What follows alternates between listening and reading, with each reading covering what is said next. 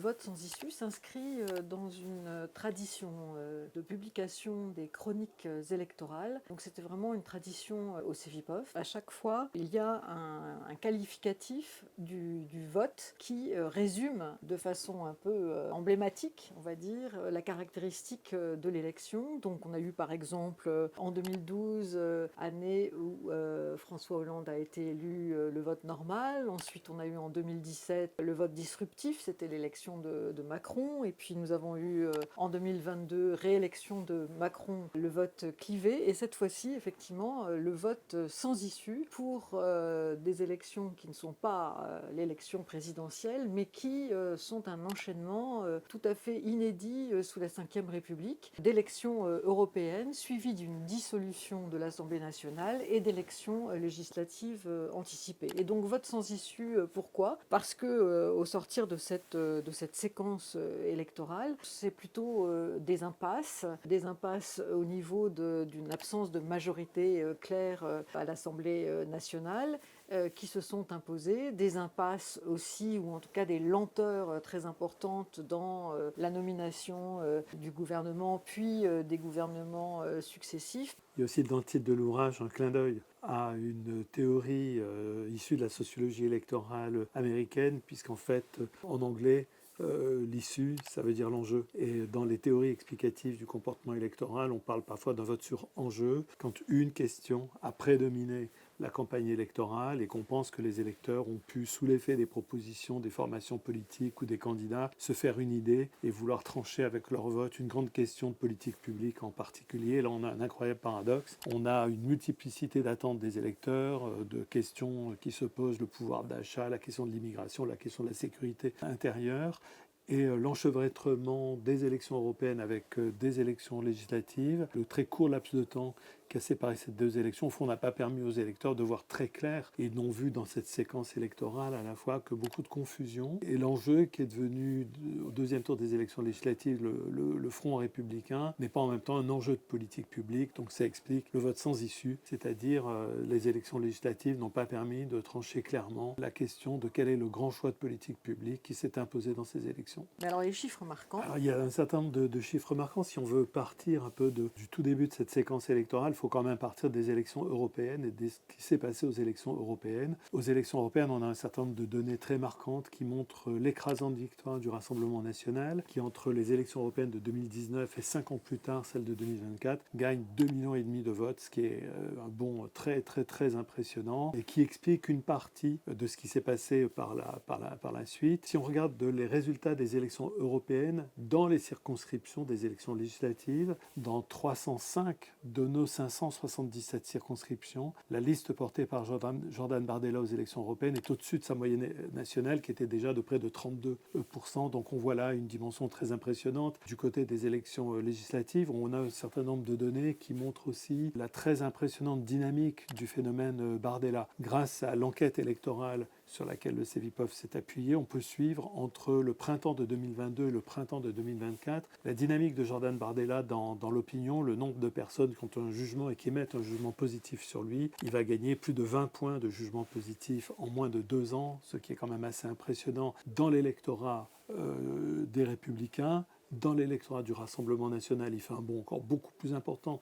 Il gagne pas loin de 35 points de bonnes opinions. Donc on voit un phénomène très important qui a joué beaucoup sur cette séquence, parce qu'on va se rappeler qu'au moment des élections législatives, il y a une très forte dimension de ces élections législatives. Jordan Bardella à Matignon, ou bloquer l'accès de Jordan Bardella à Matignon, ce qui est une dimension très très très très importante. L'un des auteurs du livre a par exemple montré que les élections législatives connaissent un tournant assez fondamental entre les deux tours, avec le front républicain, c'est-à-dire tous les partis politiques, la plupart des partis politiques plus exactement, qui s'unissent ensemble pour s'opposer au Rassemblement national et à cette dynamique Bardella. L'un des auteurs du livre nous dit que s'il n'y avait pas eu de front républicain, dans 28% des circonscriptions, on aurait eu un duel entre le Rassemblement national et une autre formation politique. On aurait eu beaucoup de triangulaires, alors qu'avec le front républicain, eh bien, dans plus de 70% des circonscriptions, on a un duel entre le Rassemblement national et un autre candidat au second tour, ce qui explique ultérieurement un peu le vote vote sans issue, c'est-à-dire que des électeurs ont voté pour des candidats qui n'étaient pas leurs candidats préférés, mais au titre du Front républicain,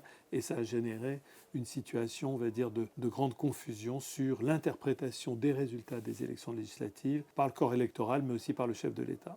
On comprend la situation de crise politique dans laquelle ces élections et cette séquence électorale ont plongé le pays. Et donc cette grande confusion, effectivement, marque du point de vue des électeurs un malaise grandissant à l'égard de nos institutions démocratiques, à l'égard des responsables politiques, du personnel politique. Et donc cette défiance que nous mesurons bien au Cevipof de façon maintenant régulière, notamment au travers du baromètre de la confiance politique, se trouve d'autant plus accentuée par les résultats d'élections de ces élections législatives qui, d'une certaine façon, ont abouti à des résultats qui ne correspondaient pas à ce que les Français souhaitaient vraiment. Donc du point de vue de cette crise politique, on voit que là, il y a un fossé qui s'est accru entre l'utilité finalement que les Français pouvaient conférer au vote et puis eh bien, les résultats auxquels effectivement ces élections ont abouti avec la composition d'une Assemblée nationale qui ne correspondait pas forcément à leurs attentes. En tout cas pour certains segments de l'électorat, plutôt entraîner de la frustration, et je pense notamment à l'électorat du Rassemblement national. Donc je dirais qu'en premier, cette crise politique, elle se trouve exacerbée par la défiance encore plus importante des Français vis-à-vis de ce qu'ils pouvaient attendre au travers de cette consultation électorale, de ces élections législatives anticipées, dont je rappellerai que Emmanuel Macron les souhaitait pour justement une clarification politique du pays. Et cette clarification n'a pas abouti et du coup, cette situation de confusion a entraîné vraiment un sentiment de crise, voire de dépossession par les électeurs de leur vote. Autre point, je crois, important dans cette crise politique, c'est, outre la défiance, c'est cette crise aussi de la représentation politique. Certes, il y a eu une participation plus importante, une participation électorale plus importante lors des législatives par rapport à des élections législatives précédentes, mais il y a toute une partie quand même de l'électorat qui est restée en dehors de ces élections. Et ça, je pense que ça traduit toujours dans notre pays, au travers de cette abstention qui persiste, même si l'opinion s'est quand même sentie interpellée, s'est ressaisie et a participé notamment au travers de cette dynamique du Front républicain. Malgré tout, il y a un divorce quant à la façon dont les Français peuvent se sentir représentés. Donc je dirais que du point de vue de l'abstention aussi, elle signe là encore cette crise politique et cette crise de la représentation. Et puis enfin, on a bien vu dans les mois qui ont suivi, l'absence de majorité claire au Parlement produit évidemment beaucoup de dysfonctionnements au sein même de l'Assemblée nationale, produit beaucoup de tensions entre les groupes politiques, voire à l'intérieur des groupes politiques. La nécessité de coalitions qui fonctionnent plus ou moins bien crée aussi beaucoup de conflits. Donc une perception, là encore, de la part des Français d'une ingouvernabilité du pays qui maintenant pose problème, alors que nombre d'enjeux très forts les concernent, non seulement au plan de la vie politique intérieure et touchant leur vie quotidienne, notamment la question du pouvoir d'achat, mais aussi la question des retraites, la question de l'immigration, des problématiques en tout cas sociales, économiques, sociétales qui les concernent. Je pense aussi à la fin de vie, qui est aussi un enjeu important et dont les Français voient que eh bien, finalement ce sont des sujets qui ne sont pas suffisamment pris en compte et qui ne débouchent pas forcément sur des décisions qui qui les satisfont. Et par ailleurs, sur la scène internationale, beaucoup d'inquiétudes, de préoccupations, de sentiments de menaces, avec effectivement les risques de déstabilisation en Europe, avec le résultat d'ailleurs de certaines élections, la montée des extrêmes droites, du populisme, que ce soit en Roumanie, que ce soit en Allemagne, en Italie bien sûr d'une façon un peu plus récente, à la guerre au Proche-Orient. Bref, beaucoup de points qui inquiètent les Français et pour lesquels ils attendent aussi d'être rassurés et gouvernés.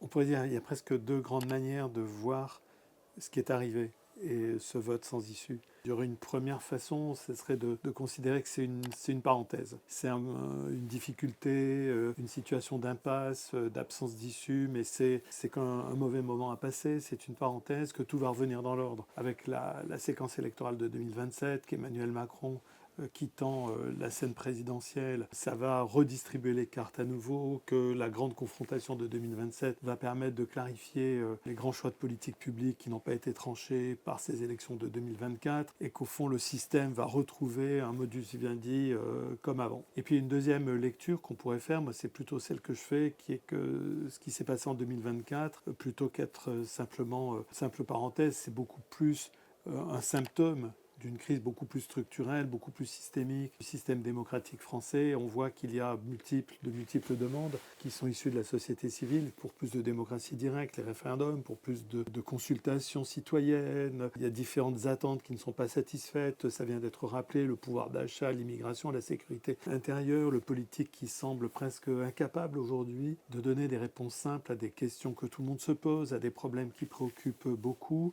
Une autre manière d'aborder la présidentielle de 2027, ça serait au contraire de voir dans cette séquence électorale de 2024 un appel à poser des grandes questions dans la présidentielle de 2027 sur notre modèle démocratique. Si on veut une politique de coalition, si on veut que les partis politiques sortent un peu du carcan de l'appartenance à un pôle politique, qui puissent sur des projets travailler ensemble au minimum, sans nécessairement gouverner ensemble, mais déjà essayer de converger un petit peu, de travailler ensemble, ça pose des questions qui sont assez fortes. Est-ce que ça veut dire que pour la prochaine présidentielle, en 2027, les candidats doivent présenter des programmes peut-être plus généraux, moins précis, qui seront après rediscutés avec des formations politiques, qui seront une simple base de discussion pour essayer de former une coalition?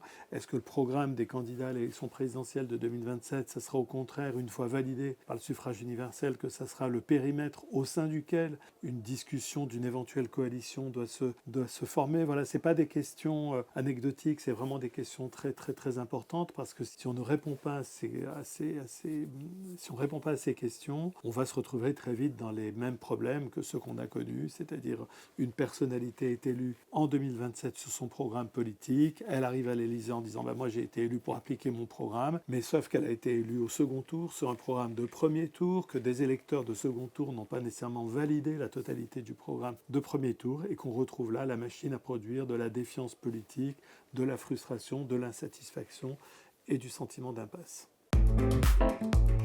Sciences Po.